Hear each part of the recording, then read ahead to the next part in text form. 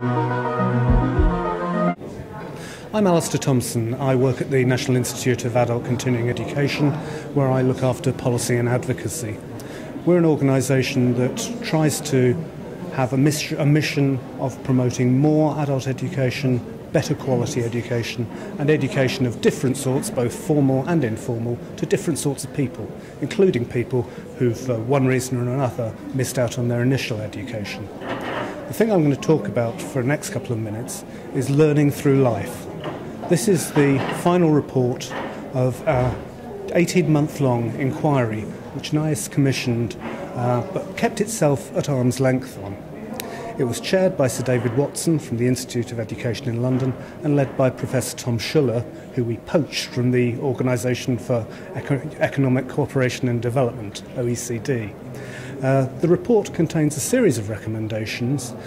One of the ones which has captured public interest is the idea of thinking about lifelong learning through 4 quartiles. The initial quartile, from birth to the age of 25, is very much about preparing people to become adults, become members of society, to prepare for the workforce. That would include a lot of further education and a lot of initial higher education. But of course, learning is about a lot more than that. The second quartile is where people develop their careers. They may take a break for parenthood or care and return to the labour market and want to change. And again, further education and universities help them make that journey. They also enrich their lives through informal learning as well.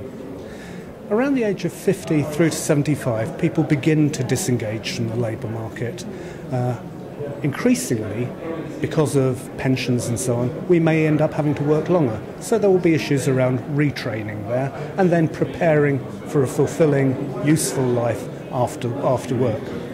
Then the fourth quartile, when our bodies get older, we start thinking about life in the world without us. But again, there's an educational dimension to that. This is an idea which has found some support within BIS, where the Informal Adult Learning White Paper does engage with the issue of fourth age learning. So those 4 ages of learning are very important initiatives coming from the work of learning through life. Another interesting investigation from learning through life is the fact that the government gives corporation tax relief to companies who train. That's all fine and dandy, but there are absolutely no strings attached to that. The company just has to declare it, and the customs and revenue have to be happy with it. NIACE is arguing that perhaps, at a time of recovery from recession, the government should begin to urge, support, encourage employers on how they spend that money, and perhaps attach some conditions to it. That would be unusual, but we've floated this idea to Kevin Brennan at the department, and he's found it sufficiently interesting or important to pass it on to the Treasury, who are now looking at it. We hope very much that that will take off and fly.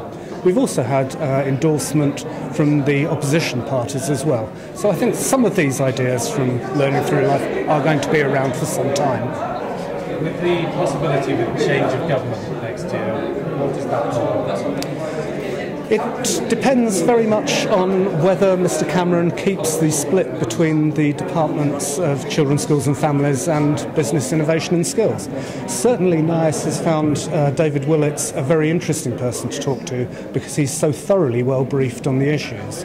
And I have to say we would give the Conservatives a great deal of credit for their Green Paper of a couple of years ago, where they talk about ending train to gain and freeing up some £100 million, which they say they will put into community-based adult learning run through colleges. That's really quite exciting, but of course those promises were made before recession.